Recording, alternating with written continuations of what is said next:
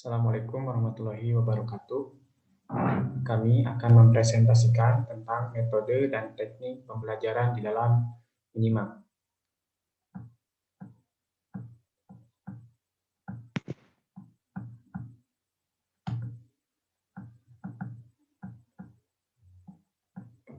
Sebelum ke metode dan teknik pembelajaran di dalam menyimak, kita harus mengetahui apa sih menyimak itu.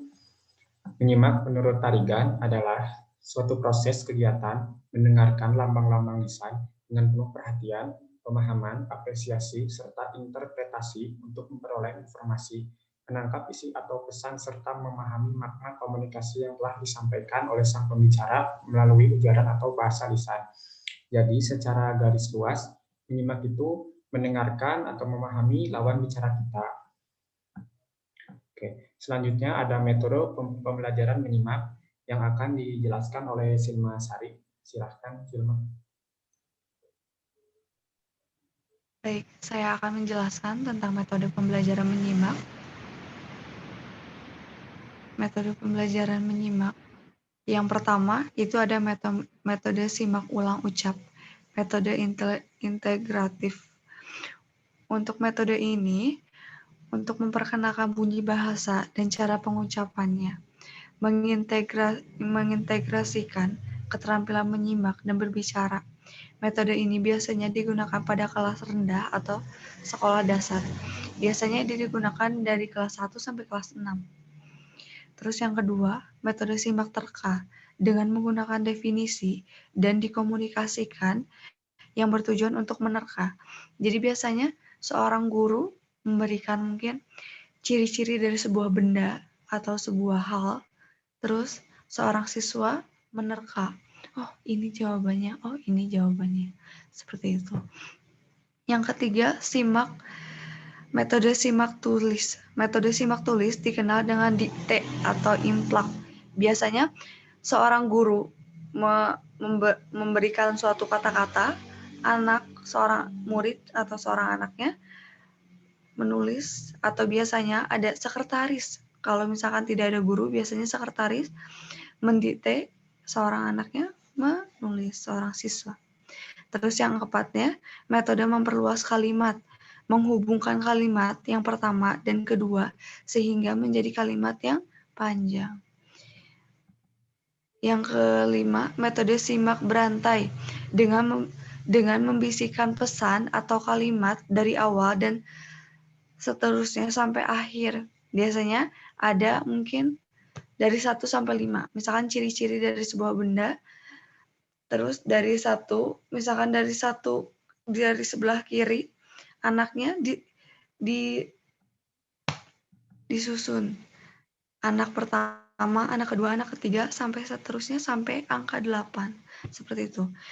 Yang keenam, metode menjawab pertanyaan. Metode ini dengan mengajukan pertanyaan, seorang guru menjelaskan sebuah materi, seorang siswa menanyakan, apa mungkin ada pertanyaan yang kayak penjelasan yang kurang dimengerti.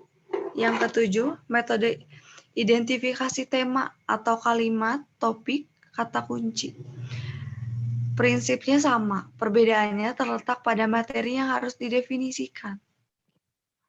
Jadi terletak pada definisi tema atau kata kunci yang guru bahas. Yang kedelapan, metode menyelesaikan cerita. Metode ini dengan melanjutkan cerita yang belum selesai, seolah memaksa untuk menyimak dengan teliti jalan cerita dengan menghayati cerita tersebut. Biasanya seorang guru menjelaskan sebuah cerita dari sebuah buku, dia menjelaskan sebuah cerita setengah. Nah, nanti setelah itu guru mencoba untuk memberi siswanya, coba lanjutin cerita yang tadi Ibu jelasin. Seperti itu. Selanjutnya, metode paraphrase berarti alir bentuk. Dalam pembelajaran bahasa, paraphrase biasanya diwujudkan dengan bentuk pengalihan bentuk puisi ke prosa atau memprosakan sebuah puisi. Seperti itu. Yang ke-10, metode merangkum. Merangkum berarti menyingkat atau meringkas dari bahan yang telah disimak, dengan kata lain, menyimpulkan bahan simakan secara singkat dan kata-katanya sendiri. Biasanya guru menjelaskan secara detail. Nah, seorang siswa tugasnya itu apa? Merangkum kata-kata dari guru yang detail itu menjadi sebuah kata-kata yang singkat tapi jelas. Yang ke-11, metode audiolingual. Audiolingual method adalah salah satu metode dalam pembelajaran bahasa asing yang menekankan pada pemahaman mendengar, listening, berbicara, speaking, membaca, reading, dan menulis, writing. Nah, baca ini biasanya berarti lengkap antara mendengar, berbicara, membaca, dan menulis. Seperti itu. Metode yang ke-12, metode efektif. Metode yang dapat diterapkan secara nyata dalam pembelajaran. Selain itu, proses pengajaran berjalan lancar dan menyenangkan. Hasil pembelajaran siswa dapat dicapai secara optimal dan memuaskan. Jadi, seorang guru tugasnya memberikan pembelajaran yang efektif. Supaya apa? Supaya siswanya dapat mengerti dengan baik, dapat mengerti apa yang kita jelaskan dengan cepat.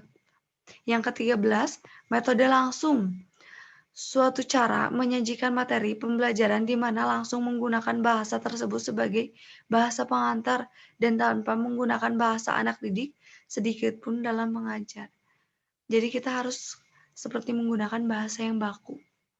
Supaya apa? Supaya siswa dapat mengerti dengan baik apa yang kita jelaskan. Selanjutnya, teknik dijelaskan oleh Kang Teddy. Silakan. Selanjutnya ada teknik pembelajaran di dalam menyimak. Yang pertama ada teknik simak ulang atau menirukan. Jadi teknik ini harus menyimak apa yang diucapkan, setelah itu harus mengucapkan ulang apa yang disimaknya.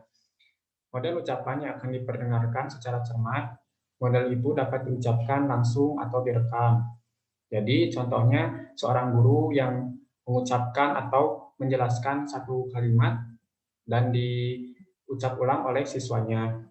Yang kedua, ada teknik simak tulis atau dikte. Jadi, teknik ini mirip sama dengan simak ulang, menyimak apa yang dikatakan atau dari rekaman, kemudian diharuskan untuk menuliskannya. Bahan yang ada pada simak ulang ucap dapat digunakan dalam simak tulis atau dikte. Jadi, teknik simak tulis ini contohnya seperti seorang guru yang mendiktekan atau mengucapkan beberapa kalimat dan dituliskan oleh siswanya. Yang ketiga ada teknik simak kerjakan. Teknik ini mula-mulanya menyimak apa yang diperdengarkan, apa yang dikerjakan atau dikatakan dalam menyimak tadi. Model ini biasanya berupa kalimat-kalimat perintah. Yang keempat ada teknik simak terka. Dengan menyusun deskripsi suatu benda atau mainan yang paling disukainya atau gambar foto tanpa menyebutkan nama bendanya. Deskripsi diperdengarkan dan menyimak teks deskripsi dan harus menerekannya. Jadi teknik ini seperti mengira-ngira seorang guru yang menjelaskan beberapa kalimat dan dikirakan oleh siswanya. Yang kelima ada teknik memperluas cerita. Dengan menyebutkan sebuah kalimat, dengan mengucapkan kembali kalimat tersebut, dan kembali diucapkan kalimat tadi. Kemudian mengucapkan kata atau kelompok kata lain, dan kalimat yang diperluas. Contohnya seperti seorang siswa yang sedang menjelaskan sebuah cerita, dan dilanjutkan oleh siswa lainnya. Dan keenam, ada teknik menyelesaikan cerita. Teknik ini seperti seorang guru yang membentuk sebuah kelompok siswa, contohnya seperti beranggotakan 3-4 orang. Guru memanggil anggota kelompok pertama maju ke depan. Yang bersangkutan disuruh bercerita. Setelah siswa pertama selesai bercerita, misalnya siswa kedua, anggota kelompok itu harus meneruskan cerita temannya yang tadi, terus sampai anggota kelompok selesai ke bagian giliran. Jadi teknik ini menyelesaikan cerita dari teman sekelasnya gitu. Yang ketujuh ada teknik membuat rangkuman. Jadi siswa menyimak cerita atau teks yang agak panjang. Setelah itu siswa diharuskan membuat rangkuman apa yang telah disimaknya tadi. Apa yang disimak harus dirangkum menjadi sesingkat mungkin, tapi yang disingkat itu tetap menjelaskan yang panjang. Jadi contohnya seperti seorang guru atau siswa lainnya sedang menjelaskan salah satu cerita dan siswa lainnya merangkum cerita tersebut. Yang kedelapan ada teknik menemukan benda. Contohnya seperti seorang guru mengumpulkan sebuah benda. Benda-benda itu sebaiknya sudah dikenalkan oleh siswa. Benda-benda itu dimasukkan ke dalam sebuah kotak terbuka. Kemudian guru menyebutkan sebuah nama sesuatu benda. Siswa mencari benda yang diucapkan guru. Bila sudah ditemukan, diperlihatkan kepada teman-temannya.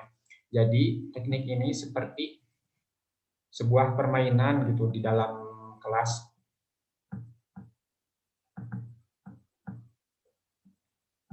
Selanjutnya ada kesimpulannya. Silakan, simak. Kesimpulannya dari semua, dari teknik dan metode pembelajaran menyimak, itu untuk mencapai tujuan pembelajaran yang optimal, perlu memperhatikan pendekatan pembelajaran yang optimal, pendekatan pembelajaran yang dapat mencakup strategi, metode, teknik pembelajaran, melalui penggunaan strategi, metode, serta teknik yang tepat, diharapkan siswa bisa lebih mudah memahami apa yang disampaikan oleh gurunya. Dengan adanya strategi, metode, serta teknik pembelajaran ini, kegiatan pembelajaran menjadi lebih menarik, menyenangkan, tidak monoton, serta mampu menggugah rasa ingin tahu bagi siswa atau peserta didik. Nah, jadi tugas seorang guru itu mencari, mengetahui teknik, metode, dan strategi yang baik, yang benar, yang cepat, agar siswa jadi lebih nyaman berada di ruang sekolah, mungkin jadi lebih mungkin biasanya dia bosen, nggak mau ke sekolah. Tapi kalau misalkan kita menemukan metode, teknik, dan strategi yang baik, seorang siswa itu bakal lebih rajin sekolahnya, lebih semangat sekolahnya. Jadi seperti itu. Sekian dari saya dan Kang Teddy. Maaf bila ada kesalahan dari presentasi atau mungkin ada pengertian-pengertian yang kurang dipahami. Wabillahi taufiq wal hidayah. Wassalamualaikum warahmatullahi wabarakatuh.